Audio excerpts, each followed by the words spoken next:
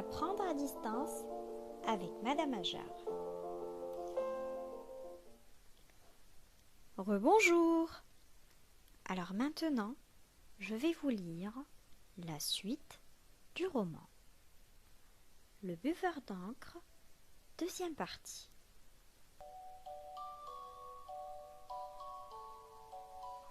Dans le cimetière. Brrr. J'ai frissonné malgré moi. Un cimetière, ça n'est pas un endroit pour les enfants. Continuer pouvait se révéler dangereux, mais j'ai continué. Je suis un homme d'action, pas une mauviette.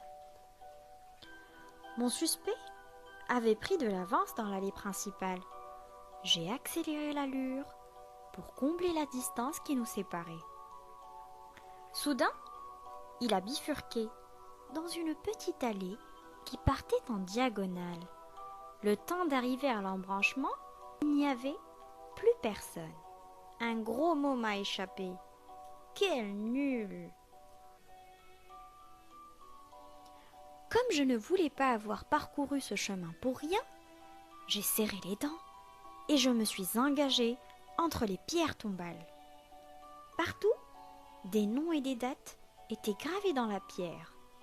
Je ne connaissais pas tous ces gens qui reposaient sous terre, mais ça me gênait de leur marcher dessus. J'étais si pressée que je n'ai dit bonjour à personne. Les morts ont dû me trouver bien mal élevée. L'un d'eux avait bu le livre. Où se cachait-il? Il n'était pas donné à tout le monde de rencontrer un vampire, et il était encore plus rare d'en découvrir un qui suçait l'encre des petits bouquins. Quelle chance j'avais! Et quel trou il a! Un étrange monument se dressait au milieu de l'allée. Il représentait une bouteille d'encre. Incroyable! Mes genoux se sont entrechoqués. Dehors, il faisait jour, mais dans ma tête, c'était le noir complet. Comme un automate, j'ai poussé la grille de ce caveau bizarre. Elle n'était pas fermée à clé. Un escalier s'enfonçait dans les profondeurs de la terre. J'ai descendu les marches au ralenti. Du plafond tombaient des toiles d'araignée qui se collaient dans mes cheveux. Brrr. En bas se trouvait une petite salle ronde dont les parois étaient tapissées de livres.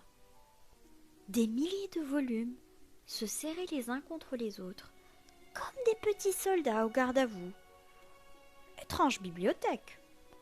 Le garde-manger du monstre. Quelques bougies éclairaient un cercueil en forme de stylo plume, posé sur des tréteaux. À l'intérieur, eh bien, mon suspect ronflait. Brusquement, il s'est redressé et ses yeux se sont posés sur moi, fixes et injectés d'encre noire. Mon sang s'est mis à bouillir. Je me suis sentie, tout à coup, comme un enfant à la coque. Les vampires, aiment-ils les mouillettes? Vampire. J'étais clouée sur place par la peur. Impossible de m'enfuir.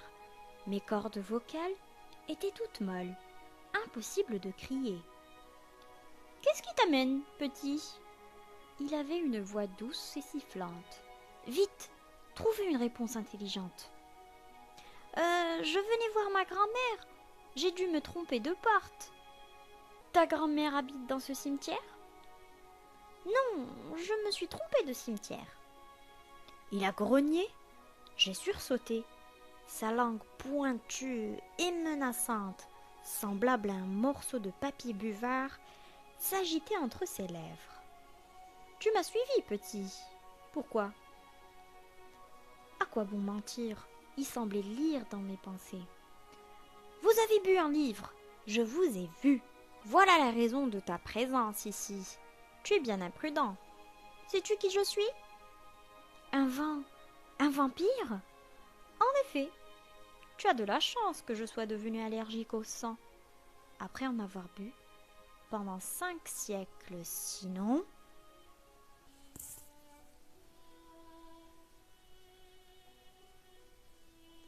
Je n'ai pas essayé d'imaginer ce qu'il voulait dire par là. Pourquoi vous avalez de l'encre, monsieur? À cause d'une crise de foie qui dure 72 ans.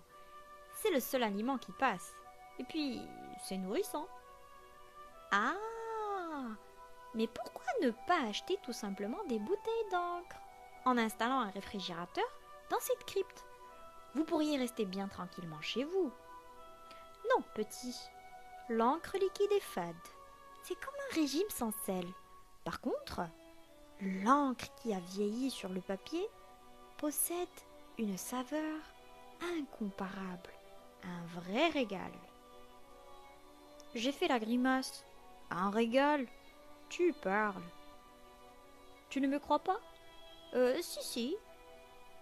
J'ai commencé à reculer. Non, tu ne me crois pas. Qu'à cela ne tienne, je vais te donner le goût de l'encre. Demain, tu comprendras. Il a jailli comme un diable de son cercueil. À la place des dents, il avait des plumes sergent-major. Son sourire était aveuglant et si proche, si proche.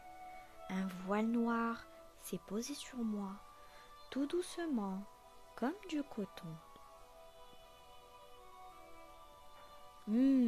Délicieux. Les vampires n'existent pas. Personne ne boit un bol de sang pour son petit déjeuner. Et encore moins de l'encre avec une paille. Je déteste les cauchemars. Ça me donne les chocottes. Je m'étais endormie dans ma cachette. La librairie allait bientôt fermer. Il ne restait qu'un ou deux clients retardataires. Dans mon bras, une forte démangeaison m'a réveillée. Mes efforts pour la dissiper sont restés vains. Elle semblait venir de l'intérieur de ma chair. Pour être bien sûre que j'avais rêvé, j'ai feuilleté quelques livres. Tout allait bien. Ils étaient bourrés de textes. Je suis retournée somnolée dans ma cachette. Une faiblesse étrange rendait mon corps lourd. Papa a fermé la porte du magasin à double tour. Clac, clac. Enfin tranquille.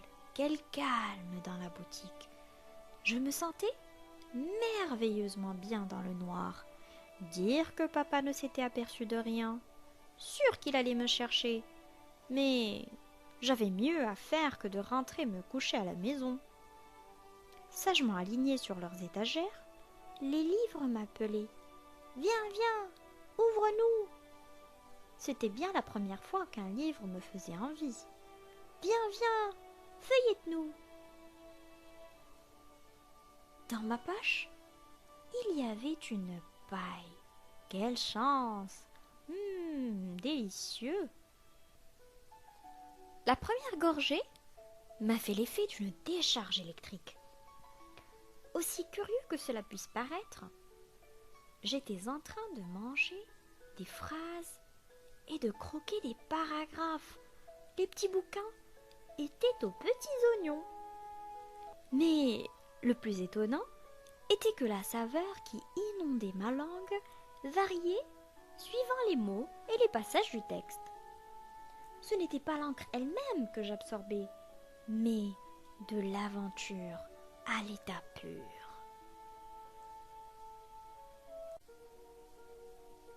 Sur une mer déchaînée, 2 navires s'affrontaient. À l'abordage!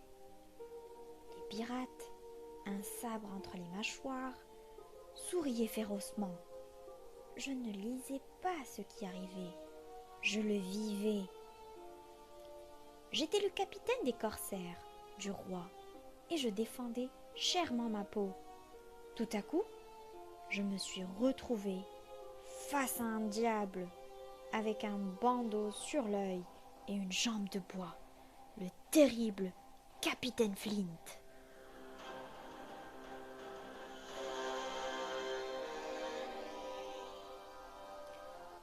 Nous avons croisé le fer. J'étais épuisée. Mes bras ne répondaient plus. Dans un dernier effort, je me suis jetée sur mon adversaire. Il a esquivé. Je suis passée par-dessus bord. Au moment où j'aspirais les premiers mots du 2e chapitre, la lumière s'est brutalement allumée. J'ai avalé de travers. Papa était là.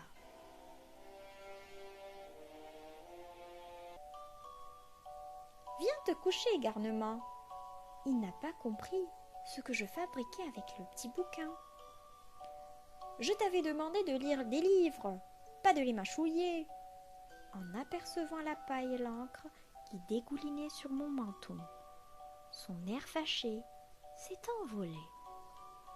Tu as été mordu par un chien ? Pas exactement. Il croyait sans doute que j'avais la rage. Je l'ai rassuré en lui affirmant que c'était du chocolat. Et il m'a cru. Pourtant, il n'avait pas tout à fait tort. J'avais bel et bien été mordue, mais pas par un chien. Quand je m'étais évanouie dans la crypte, le vampire avait gravé son nom sur mon bras avec les plumes qui lui servaient de dents. Draculivre. Désormais, je lui appartenais. J'étais devenue un buveur d'encre. Alors, pour la première fois de ma vie, je me suis réjouie d'avoir un papa libraire.